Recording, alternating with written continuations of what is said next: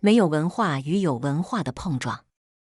在一次餐桌上的偶遇，我们结识了一个古板的大哥，谈话间，转基因食品成了话题。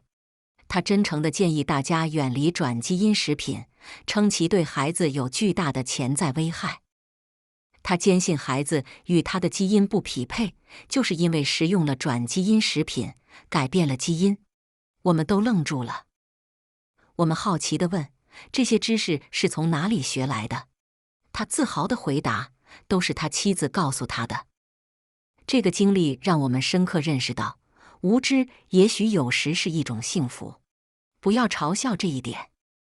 然而，有知识也可能更令人惊讶。有一天，儿子写下了这样的日记：夜深了，妈妈在打麻将，爸爸在上网。当爸爸看到日记时，非常不满意地表示，日记应该超越生活，传达积极的信息。孩子迅速修改为：夜深了，妈妈在赌博，爸爸在网络恋爱。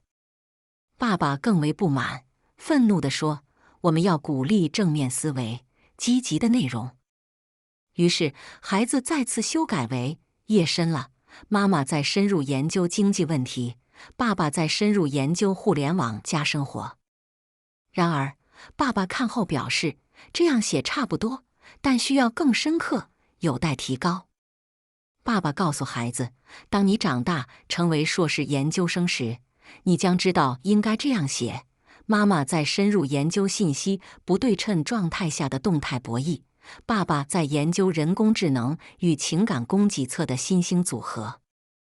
爸爸接着说，如果你决定攻读博士学位，那么应该这样写：妈妈在深入研究复杂群体中多因素干扰及信息不对称状态下的新型囚徒困境博弈，爸爸研究的是大数据视角下的6度空间理论在情感供给侧匹配中的创新与实践。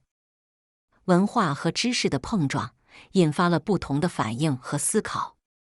有一天，一个小偷将偷来的货车刚刚倒出车库，就被一个农村大爷生擒，并交给了警察。好奇地问大爷：您怎么知道这车是偷来的呢？大爷回答：你一上车，车就自动报警了。警察不解，追问：车是如何报警的呢？大爷答：车上的喇叭响个不停，他在叫：倒车，倒车。小偷含着泪望向天空，自言自语地说：没有文化太可怕了，没有文化太可怕了。